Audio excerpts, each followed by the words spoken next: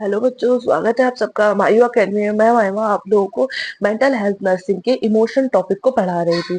तो मैं emotion topic के डिसऑर्डर्स को पढ़ा रही थी, जैसे कि मैंने आपको प्रीवियस क्लास में पढ़ाए हैं। तो हम लोगों ने डीपर्सनलाइजेशन और डीरियलाइजेशन लास्ट में पढ़ा था। आज हम लोग एवोल्यूशन से स्टार्ट करेंगे। एवोल्यूशन होता क्या है? एवोल्यूशन का मतलब होता है नॉट इनिशिएट एनी गोल, मतलब एक पर्सन का कोई भी लाइफ में गोल ना होना। गोल मतलब कोई भी लक्ष्य ना होना। उसको पता ही नहीं है कि किसी भी आदमी को उसको करना क्या है, उसका भविष्य क्या है।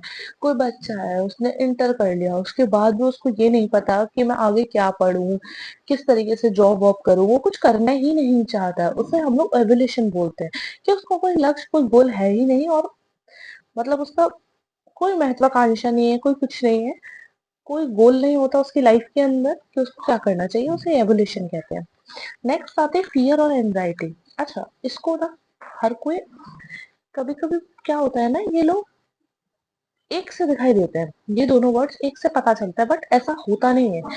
फियर माने होता है डर लगना, और एंजाइटी माने होता है किसी के बारे में सोचकर डर लगना, घबराहट पैदा होना। अच्छा, फियर मतलब देखो, डर ऐसा लिखा हुआ है, real object in front of you. मतलब अगर कोई, जैसा किसी आदमी को कुत्ते से डर लग रहा है, कुत्ते से आदमी को डर लग रहा है और कुत्ता ही उसके सामने आ जाए, ठीक है, तो कैसा लगेगा आदमी को? तो उसको जाहिर सी बात है डर लगने लगेगा, उसको घबराहट होगी, डर लगेगा, फियर हो जाए। एंजाइटी में क्या होता है, जैसे किसी को भूत से डर लगता है तो भूत के बारे में सोच के ही डर लगने लगना, या किसी आदमी को किसी और चीज से डर लगता है, उसके बारे में सोच कर उसको डर लगना। देखिए, आप लोगों को बहुत सारी अलग अलग चीजों से डर लगता होगा, किसी को शेर से डर लगता होगा, तो कोई शेर के बारे में कुछ सोच के उसको घबराहट होने लगती होगी, डर लगने लगता होगा। तो ये इन दोनों में अंतर होता है। अब नेक्स्ट हमारा कंपोनेंट एक्टिविटी है। मैं आपको एक बार रिवीजन करा देती हूँ इमोशंस के डिसऑर्डर्स का। देखिए, हमने क्या क्या पढ़ा था, मैं आपको दिखाती हूँ। देखिए, ये हमारे कंपोनेंट्स थे माइंड के: consciousness, perception, emotion, activity, thought, memory, attention और इनसाइट ऑफ जजमेंट। ठीक है, कॉन्शियसनेस जीसीएस स्कोर में मैंने बता चुकी हूँ आपको। उसके बाद में ये थे डिसऑर्डर्स ऑफ कॉन्शियसनेस। फिर आता है परसेप्शन। परसेप्शन बताया था मैंने, दो हेलुसिनेशन एंड इल्यूजन के बारे में बताया था मैंने आपको। हेलुसिनेशन के टाइप्स बताए थे, ये है visual, auditory, tactile, gustatory, olfactory, kinetic. फिर उसके बाद इमोशन के डिसऑर्डर्स बताए थे मैंने आपको। इमोशन के बारे में बताया था, इमोशन के टाइप्स बताए थे, डिसऑर्डर्स बताए थे मैंने। सारे डिसऑर्डर मैं आपको बता चुकी हूँ: ambivalence, mood swings, apathy and hedonia, flat affect, blunt affect, depersonalisation, depolarisation, evolution, fear और एंजाइटी। ये इतने सारे डिसऑर्डर्स होते हैं इमोशन के। अब नेक्स्ट हमने कौन सा कंपोनेंट पढ़ना है? एक्टिविटी। ठीक है, तो एक्टिविटी होती क्या है? एबिलिटी टू वर्क, काम करने की क्षमता। किस आदमी में कितना काम करने की क्षमता है, उसको हम लोग एक्टिविटी कहते हैं। माफ करना। जैसे कि कोई भी तरीके का मोटर रेस्पॉन्स करना बॉडी में, मतलब मोटर रेस्पॉन्स से मतलब ये है कि कोई आदमी है, ठीक है, वो आदमी चल रहा है, फिर रहा है, बात कर रहा है, यही मोटर रिस्पॉन्स होता है, उसे कोई हम लोग एक्टिविटी कहते हैं। अच्छा, एक्टिविटी के डिसऑर्डर्स देखते हैं क्या होता है। तो स्टीरियोटाइप एक्टिविटी होती है, जैसे एक ही एक्टिविटी को बार बार करना, मतलब कोई काम कर रहा है आदमी, बार बार बार बार बार बार उसी को दोहरा रहा है। अब जैसे फर्स्ट होता है वो कैटालेप्सी होता है। कैटालेप्सी का मतलब होता है वैक्सी फ्लेक्सिबिलिटी। वैक्सी फ्लेक्सिबिलिटी होता है स्टीरियोटाइप पोजीशन, जैसे maintain same position without any movement. अब कैटालेप्सी जो होती है, वो लोग कौन लोग वो लोग करते हैं? वो लोग करते हैं जो साधु संत होते हैं, या डिसऑर्डर के शिकार भी हो सकते हैं। वो एक ही जगह, एक ही पोजीशन में दिन रात, सुबह शाम, कल परसों तरसों एक सी पोजीशन में बैठे रहेंगे, उसे हम लोग कैटालेप्सी बोलते हैं। अच्छा, दूसरा कौन से स्टीरियोटाइप एक्टिविटी का टाइप होता है? वो मैनरिज्म होता है। अच्छा, मैनरिज्म में क्या हो रहा है? ये भी एक स्टीरियोटाइप मूवमेंट है, बताया मैंने अभी आपको। अनकॉन्शियसली रिपीटेटेड और एनी एक्टिविटी। अच्छा, जैसे कि किसी आदमी की आदत होती है, बहुत सारे लोगों की आदत होती है। अच्छा, आप लोगों ने एम एस धोनी को देखा होगा। अच्छा, एम एस धोनी क्या करता है, बार बार बार बार अपने ग्लव्स को पीछे करता रहता है, बार बार अपने ग्लव्स को पीछे करता रहता है। या बहुत सारे लड़कों की आदत होती है अपने सर पे जो है बाल सेट करते रहते भले ही उनके बाल सेट है उसके बावजूद भी वो सेट करते रहते उस एक्टिविटी को हम लोग मैनरिज्म कहते हैं। अनकॉन्शियसली हमें पता भी नहीं चल रहा और फिर भी हम उस एक्टिविटी को दोहराए जा रहे हैं उसको हम लोग मैनरिज्म कहते हैं। अच्छा, विब्रिएशन क्या होता है? विब्रिएशन में स्टीरियोटाइप स्पीच होता है। ये तो एक स्टीरियोटाइप मूवमेंट है, वो फ्लेक्सिबिलिटी है और ये स्पीच है, यानी कि सेम वर्ड रिपीट करना, लेकिन आदमी को पता भी नहीं है और वो रिपीट करे जा रहा है। जैसे कि आप लोगों ने एक सीरियल देखा होगा भाभी जी घर पर है, उसमें वो बार बार बोलती है सही पकड़े हैं। तो ये वाले जो बात होती है वो विब्रिगेशन होता है, बिना सोचे समझे उस एक्टिविटी को या उस बोलने को बार बार दोहराना। या देखा होगा धक्की टिक्की वो आपने ऑगी अंडर कॉकरोचेस देखा होगा, उसमें बॉब जो था वो ऐसे करता था धक्की टिक्की। तो वो बार बार रिपीटेड, मतलब कोई सेंटेंस बोला उसके बाद फिर रिपीट किया, फिर कोई सेंटेंस बोला फिर रिपीट किया। This is called the verbigeration. Stereotype speech होती है ये। मैं दोबारा से आपको दोहरा देती हूँ। कैटालैप्सी जो होता है वो कौन सी पोजीशन धारण करते हैं? वो सन्यासी लोग धारण करते हैं, मतलब एक ही जगह पर बार बार बैठे रहना। मैनरिज्म क्या होता है? मैनरिज्म जो है अनकॉन्शियसली बार रिपीटेड मूवमेंट करना, ठीक है, या सर पे हाथ फेरना, बार बार अपने बालों को सेट करना, या ग्लव्स बार बार ऊपर चढ़ाना, इन ऑल दैट। एंड विब्रिकेशन क्या होता है? बार बार बोलना, एक ही बात को दोहराना, बार बार सही पकड़े हैं, हर एक वर्ड को। जैसे हिंदी में हम लोग उसको तकिया कलाम बोलते हैं, कि उसका वो तकिया कलाम है, कोई भी सेंटेंस बोलेगा उसके बाद ये वाला तकिया कलाम यूज करे।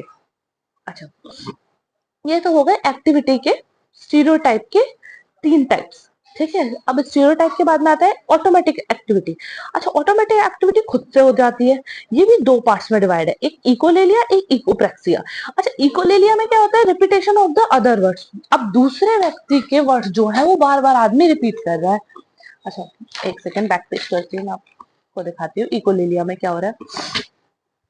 अच्छा, इकोलेलिया में हो क्या रहा है? रिपीटेशन ऑफ अदर वर्ड्स, मतलब दूसरे के बातों को रिपीट करना। अब जैसे डॉक्टर ने पूछा पेशेंट से व्हाट इज योर नेम, अब पेशेंट को आंसर अपना नाम देना चाहिए पर वो नहीं देगा। वो क्या बोलेगा? वो डॉक्टर से ही बाद में बोलेगा कि व्हाट इज योर नेम।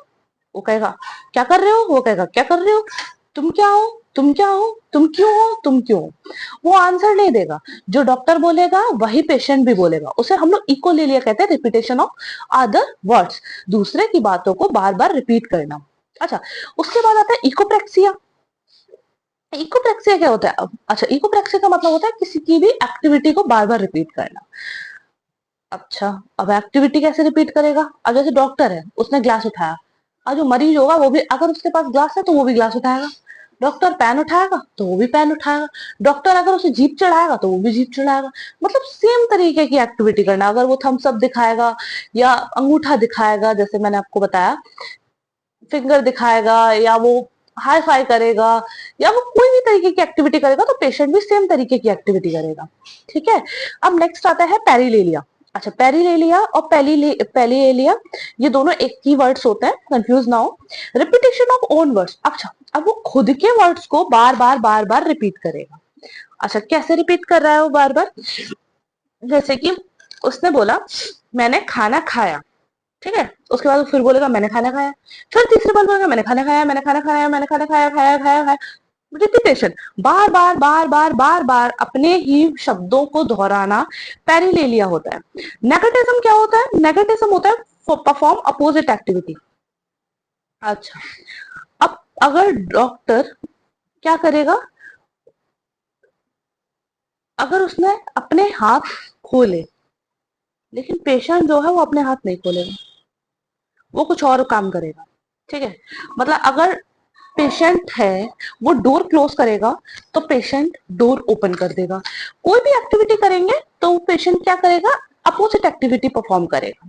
अच्छा, अच्छा, दूसरी तरीके की जो एक्टिविटीज होती हैं वो देखिए। एक होती है वायलेंस, एक होती है सुसाइड, ठीक है। अब वायलेंस क्या होता है?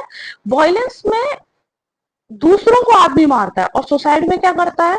सुसाइड में आदमी खुद को मारता है।